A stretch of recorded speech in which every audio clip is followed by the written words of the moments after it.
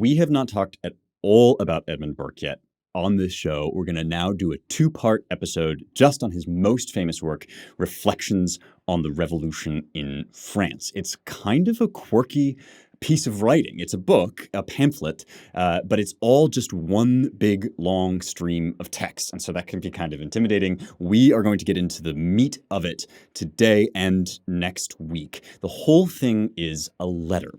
And Burke, during his time as a member of Parliament, was asked by a very young gentleman, he said, a young gentleman in France, to comment on the state of the revolution in France. So this was from 1789 up to about 1793. The nation of France went through a seismic convulsion that many people were commenting on in the rest of Europe and in Britain, and of course overseas in America, where we had just had our own revolution. And one of the big questions on the table was, how similar is this to these other uprisings, these sort of Republican democratic uprisings? A lot of people who were big sort of fans of the American Revolution, who welcomed this seeming dawn of liberty and of rights, right, of universal rights, of human rights, looked at the French Revolution and said, look, this same spirit is now coming to Europe, right? The French are rising up against their old desiccated monarchy, these sort of outdated, superstitious, the clerisy, the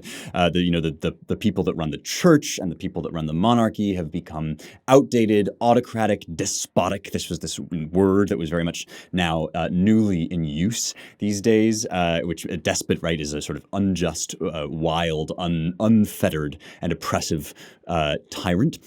And so it seemed to a lot of people, I mean, Wordsworth, the great poet, romantic poet, wrote, "Bliss was it in that dawn to be alive, but to be young was very heaven." And many, many people who sort of saw this as the next stage in an ongoing liberation of the world.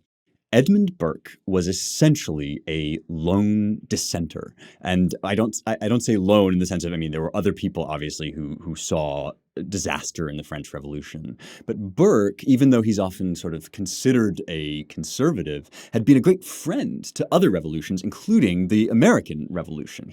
Earlier in his career, he had spoken out with considerable force for letting the colonists, as they were then called, strike out and essentially assert their rights as Englishmen, which is what they were doing at the time. And Burke was looking inward to England and to what kind of empire England wanted to have, and saying essentially these dissidents who have, they were religious dissidents who have traveled across the sea to the New World. They're being oppressed by this sort of scheme of taxation by the Georgian monarchy, and it's an error both moral and political to try to sort of clamp down on them and assert monarchic rule over them.